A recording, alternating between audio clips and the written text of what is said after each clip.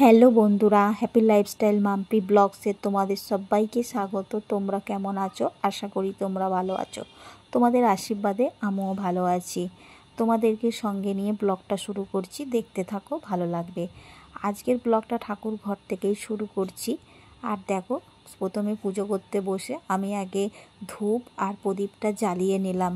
আর এই ধূপগুলো আমি কিনেছিলাম, এগুলো খুবই ভালো। সকালের দিকটা, যেহেতু সোমবার, সকালের দিকটা আমি ধুনো দিই না। সোমবার, বৃহস্পতিবার, মঙ্গলবার, শনিবার এই ধূপগুলো জ্বালি। এই ধূপের মধ্যে যদি একটু কর্পূর আর একটু ধুনো দিয়ে দাও, দেখবে তোমার পুরো ধুনোর মতন কাজ করে। আমার তো খুব ভালো লাগে। আর ঠাকুর ঘরে দেখবে পুজো করতে বসে প্রথম ধূপ আর প্রদীপটা জ্বালিয়ে নিয়েই তবে ঠাকুরের পুজোতে বসা দরকার। তারপরে ধূপ প্রদীপটা জ্বালিয়ে নিজেকে আচমন করিয়ে নিয়ে এবার ভোলেনাথকে স্নান করে নিচ্ছি।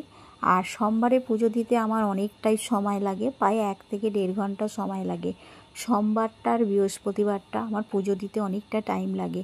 সেই জন্য আমি সংসারের কাজগুলো সমস্ত সেরেই ঠাকুর ঘরে আসি, যাতে আমার পিছুটান না থাকে যে এই কাজ করতে হবে, ওই কাজ করতে হবে। আর ঠাকুরের জন্যই তোমার যখন এত কিছু, আর ঠাকুরকে না যদি একটু সময় দিই, সেটা কি কখনো হয়? আমি এইটা মানি। ঠাকুর ভগবানকে না ভালোবাসলে ভগবান তোমাকে কেন ভালোবাসবে? আমি এইটাই বুঝি। সংসারের হাজারো কাজ সামলে আমি ঠাকুর ঘরে আসি, ঠাকুরকে একটু টাইম, ঠাকুরের কাছে একটু নিজের মনের শান্তির জন্য ঠাকুরের কাছে একটু, দেখবে ঠাকুর ঘরে এসে যখন বসি চান করে, তখন মনটা একটা অন্য রকম শান্তি প্রদান করে। আমার তো খুবই ভালো লাগে ঠাকুর ঘরে এসে কিছুক্ষণ বসে থাকতে।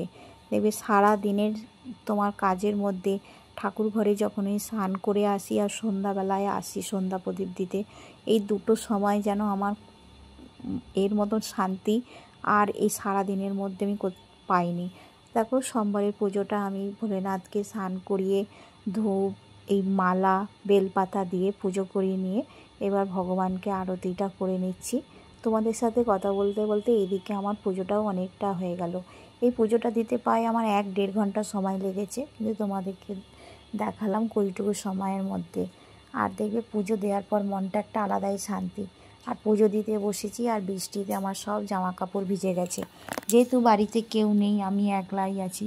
রূপম তো স্কুলে, রূপমের বাবা দোকানে, সেই জন্য আর কে জামা কাপড় তুলবে, সেই জন্য জামা কাপড়গুলো সব ভিজে গেছে। জামা কাপড়গুলোকে তুলে নিলাম, নিয়ে দুপুরের খাওয়া দাওয়া করে একটু ঘুমিয়েছিলাম। আর আজকে রূপমের বাবা যেহেতু আসেনি দোকান থেকে, ওর একটু কাজের জন্য বেরিয়ে গেছে। আর আমি ঘুম থেকে উঠে, আর রূপম আস্তে আস্তে প্রায় 5:30 বেজে যাবে, আমি দেখলাম না ড্রেসিং টেবিলটা অনেক দিন ধরে অগোছালো হয়ে আছে, আর গোছানাও পরিষ্কার করা হয়নি। দেখবে মাঝে মাঝে একটু নিজেদের ঘরের জিনিস একটু সরিয়ে নামিয়ে যদি পরিষ্কার পরিচ্ছন্ন করে রাখো, দেখতেও ভালো লাগবে।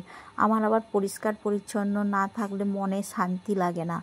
মনে অগোছালো নোংরা থাকলে মনে দেখবে একটা অশান্তি সৃষ্টি করে, মনে যেন কখন এখানটা পরিষ্কার করে এখানটা গোছাবো। আমি এই রকমই। সেই জন্য রূপম দেখলাম যে রূপম আসতে অনেকটা দেরি। আর এখন তো বৃষ্টি হচ্ছে, বর্ষাকাল, বিকেলে ছাদে গাছগুলোতে জল দিতে হচ্ছে না। আর বিকেলে পুরো সব কাজ আমার সারা আছে। খালি রূপম আসলে খাবে, ওর থালাটা খালি ধোবো। যেহেতু রূপম আজকে খাওয়ার টাইম পাবে না, ওর তো এসেই আজকে পড়া আছে, আবার পড়তে চলে যাবে। ও পড়ে টড়ে এসে সেই খাবে। সেই জন্য সব বাসন কুসন ধোয়া আছে, রূপম আসেনি। আর এই সময় আমি ড্রেসিং টেবিলটা ভালো করে পরিষ্কার করে মুছে নিয়ে, আর একটা তাকের জিনিস নামিয়ে গুছিয়ে আবার একটা তাকের জিনিস নামিয়ে আর গোছাচ্ছি। তারপরে ড্রেসিং টেবিলটা ভালো করে গুছিয়ে নিয়ে, আর দেখছি এই জানলার চ্যানেলটায় খুব ধুলো পড়েছে। অনেক দিন হলো মোছা হয়নি। আর যেহেতু আমাদের এইটা বেডের পাশেই জানলা, আর জানলা আমি সবসময় পরিষ্কার রাখার চেষ্টা করি। কেন, খাটে শোয়া হয় তো, জানলায় দেখবে নোংরা থাকলে একদম ভালো লাগে না। আর এই জানলার চ্যানেলগুলো আমি রূপমের এই তুলিগুলো নিয়ে নিয়েছি, এই তুলিগুলো দিয়ে না জানলার চ্যানেলগুলো খুব সুন্দরভাবে পরিষ্কার হয়। আমি তো এই তুলি দিয়েই পরিষ্কার করি, খুব সুন্দর লাগে। খুব সুন্দর লাগে বলতে কি, খুব সুন্দরভাবে পরিষ্কার হয়। হাত ব্রাশগুলো ঢুকে যায় তো চ্যানেলের মধ্যে, সুন্দর পরিষ্কার। এই চ্যানেলগুলো পরিষ্কার করে তুমি যদি একটু সার্ফের জলে, গরম জলে সার্ফ গুলে একটু চ্যানেলে দিয়ে ব্রাশ দিয়ে ঘষে দাও, আরও চকচক পরিষ্কার করবে, পুরো নতুনের মতন চকচক করবে। তাতেও আমি ব্রাশ দিয়ে খালি ঘষেছি, তাতেও সুন্দর পরিষ্কার হয়েছে। তারপর জানলাটা পরিষ্কার করে নিলাম, জানলায় তো অনেক ধুলো পড়েছিল, জানলাটা পরিষ্কার করে নিলাম। আর দেখো জানলাটা কি সুন্দর মানে চকচক করছে পরিষ্কার। আর জানলাতে একটা রজনীগন্ধার এই টবটা বসানো থাকে, দেখতে খুবই সুন্দর লাগে বেডের পাশে। তারপর তো রূপম স্কুল থেকে এসে পড়তে চলে গেছে।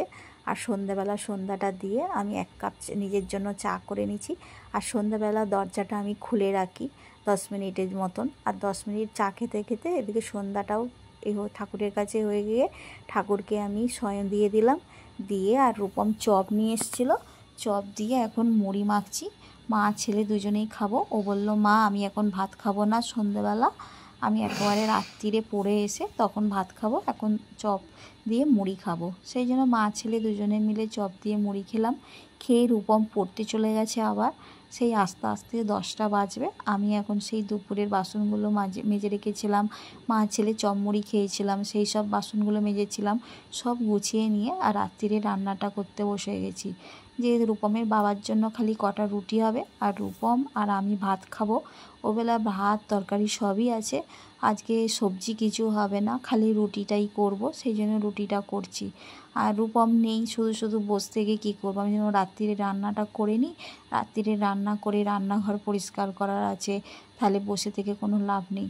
আর রান্নাটা করে নিই, রূপম আসলে তারপর রূপমের সাথে বকবক করতে হবে, সেই জন্য মানে কথা বলি একটু। রূপম এই যে এখন স্কুলে সব প্রজেক্ট দিয়েছে, প্রজেক্ট হচ্ছে, সেই এসে এটা সেটা বকবক কথা বলবে। আর এখন রাত্রিরে রান্না রুটিটা কটা রুটি ছিল, রুটি করে নিয়ে রান্নাঘরটা পরিষ্কার করে নিচ্ছি ভালো করে। আর রান্না হয়ে যাওয়ার পর আমি রাত্রিরে রান্নাঘরটা পরিষ্কার করেই রাখি। আর রাত্রি সকালে উঠে যখন রান্নাঘরটা পরিষ্কার দেখি না, মনটা দেখবে অনেকটা ফ্রেশ লাগে। আর আমি প্রতিদিনই রুটি করি, প্রতিদিনই বেলুন চাকি, বেলুন কাঠ, তাওয়া এগুলো প্রতিদিনই পরিষ্কার পরিচ্ছন্ন করে রাখি। কেন এইগুলো আমার একদম মানে বেলুন চাকিতে রুটি করে সেটাকে গুছিয়ে রাখতে যতক্ষণ না ধুই ততক্ষণ গুছিয়ে রাখতে ভালো লাগে না। দেখো আমার সব বাসন কুসনগুলো মাজা হয়ে গেল। এখনও কিন্তু রূপম আসেনি, রাত্রিরে খাওয়া হয়নি। রূপম আসলে, রূপমের বাবা আসলে রাত্রিরে খাওয়া দাওয়া হলে 3জনের 3টে থালা মেজে নিলেই আমার পুরো রাত্রিরে রান্নাঘরের কাজ পুরো কমপ্লিট। এই রাত্রিরের বাসন কুসনগুলো ধোয়া হয়ে গেল। ধোয়া হয়ে যাবার পর রান্নাঘরটা মুছে নিয়ে এবার দেখবে স্ল্যাবের নিচে এই ডিবে ডাবাগুলো ভালো করে পরিষ্কার করে নিচ্ছি। কেননা যেহেতু যখন রুটি হয় না, রুটির গুঁড়োগুলো এখানে উড়ে উড়ে এসে একটু দেখবে পরে কেমন গুঁড়ো গুঁড়ো ধুলো থাকে। সেই জন্য আমি রাত্রিরে রুটি করার পর এই রাত্রির নিচে যে স্ল্যাবের নিচে যে ডিবেগুলো থাকে, আটার ডাম চালের ডাম থাকে, এগুলো ভালো করে মুছে পরিষ্কার করে রান্নাঘরটাকে ক্লিন করে রেখে দিই, যাতে সকালবেলা ঘুম থেকে উঠে আমাকে রান্নাঘরে কিছু পরিষ্কার করতে না হয়। তারপরে টেবিলে খাবার দাবারগুলো ধরে আর রান্নাঘরটা পরিষ্কার করে, আর রূপমের বন্ধু বাদাম দিয়েছিল সেগুলি এখন ছাড়াতে বসেছি। তারপর রূপম আসলে খাওয়া দাওয়া করব। ভিডিওটি এই পর্যন্ত, ভালো লাগলে লাইক কমেন্ট শেয়ার করো, আর নতুন বন্ধু হলে সাবস্ক্রাইব করে পাশে থেকো।